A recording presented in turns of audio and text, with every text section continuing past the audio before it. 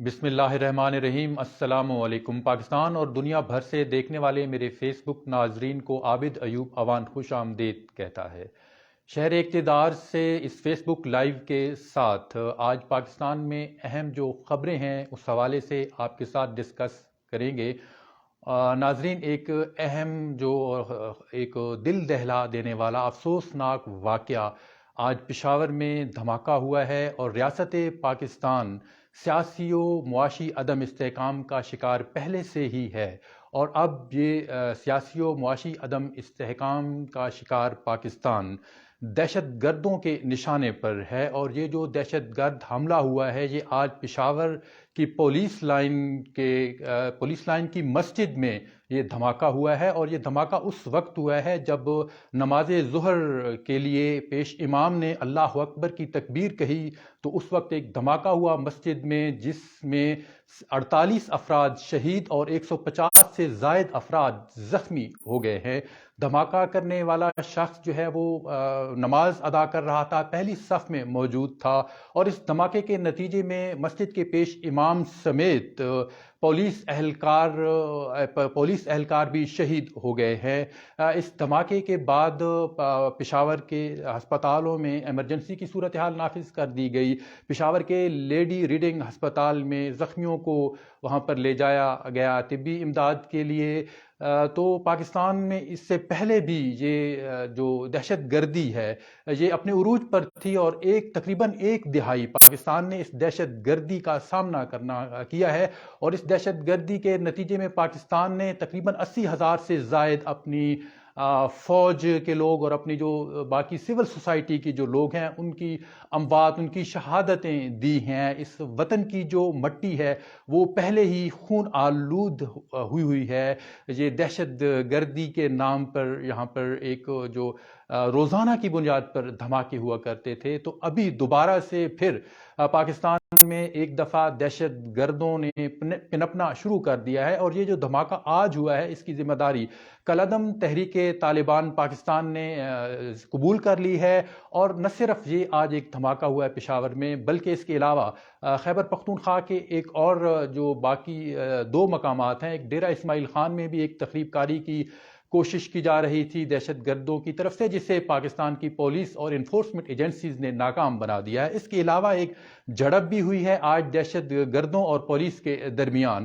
تو پاکستان اس وقت باقاعدہ ایک حالت جنگ میں ہے۔ یہ جو دہشت گرد ہیں یہ پاکستان کو ایک دفعہ پھر نشانہ بنا رہے ہیں، اور ایک ایسے وقت میں پاکستان کو دہشت گردی کی طرف دھکیلا جا رہا ہے جب یہ ریاست پاکستان پہلے سے ہی سیاسی اور معاشی عدم استحکام کا شکار ہے۔ پاکستان کے جو سیاست دان ہیں وہ ابھی تک سنجیدہ نہیں ہیں اس ریاست پاکستان کو کس طرف لے کے جانا ہے اس کے لیے۔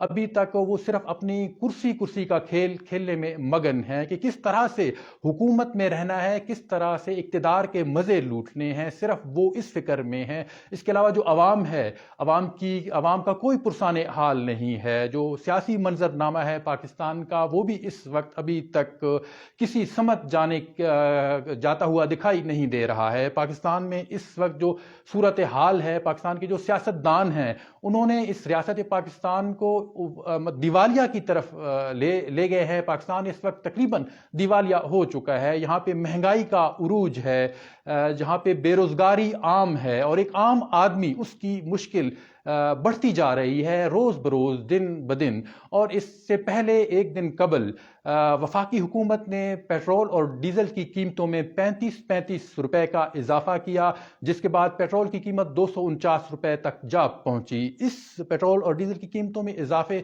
کے نتیجے میں جو ایک عام آدمی ہے اس کی مشکلات بڑھ جاتی ہیں، کیونکہ پیٹرول اور ڈیزل جو ہی مہنگا ہوتا ہے تو باقی جتنی بھی اشیاء خرید و فروخت ہوتی ہیں وہ بڑھ جاتی ہیں۔ اس کے علاوہ جو بین الاضلاعی ٹرانسپورٹ چلتی ہے ان کے کرایوں میں اضافہ ہو جاتا ہے۔ اس کے علاوہ جو سبزی کی قیمتیں ہیں، روزمرہ دیگر جو اشیاء ساری چیزوں کی قیمتیں بڑھ جاتی ہیں، اور ایک عام آدمی کے لیے مشکل ہو جاتا ہے۔ اور ایسے حالات میں جب روزگار بھی نہیں ہے، پاکستان میں نہ روزگار ہے اور نہ ہی جابز ہیں، تو پاکستان کے جتنے بھی نوجوان ہیں وہ اس وقت شدید جاب لیس ہیں اور مطلب کہ معاشی طور پر تنگ دستی کا سامنا کرنا پڑ رہا ہے ان کو.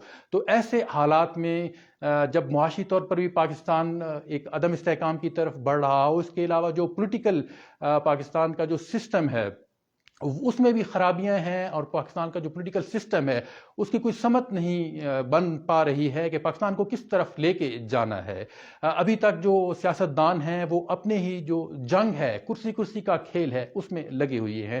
اگر دیکھا جائے تو پنجاب میں جو دو چودھری ہیں ان کے درمیان ایک جنگ لگی ہوئی ہے، چودھری فواد حسین اور چودھری پرویز الہی. چودھری فواد حسین کو ابھی جو ان کے جسمانی ریمانڈ کے لیے جیل بھیج دیا گیا ہے، تو جب وہ گرفتار ہوئے تھے تو چودھری پرویز الہی نے ان کا تمسخر اڑایا تھا اور خوش ہوئے تھے، جس کے بعد انہوں نے فواد چودھری کی جو بیگم ہے ہبہ چودھری، ان سے انہوں نے معافی بھی مانگ لی، اور ہبہ چودھری بھی فواد چودھری کے لیے نکلی ہوئی ہیں باہر. اور ایک اور خاتون کا یہ پاکستان کی سیاست میں اضافہ ہو رہا ہے، اور ایسا لگ رہا ہے کہ ہبہ چودھری کو مریم نواز کے لیے تیار کیا جا رہا ہے. مریم نواز بھی پاکستان پہنچ چکی ہیں. 1 فروری سے انہوں نے بھی پنجاب میں خصوصاً جو ہے انہوں نے اپنے جلسوں کا بھی شیڈول جاری کیا ہوا ہے. تو ایک جو سیاستدانوں کی جنگ ہے وہ اپنی جگہ پہ موجود ہے، وہ اسی طرح برقرار ہے. انہیں کوئی فکر نہیں ہے کہ عوام کا کیا حال ہے یا ریاست پاکستان اب کس طرف جا رہی ہے، جو آج ایک دہشت گردی کا ایک افسوسناک اور دل دہلا دینے والا واقعہ پیش آیا ہے.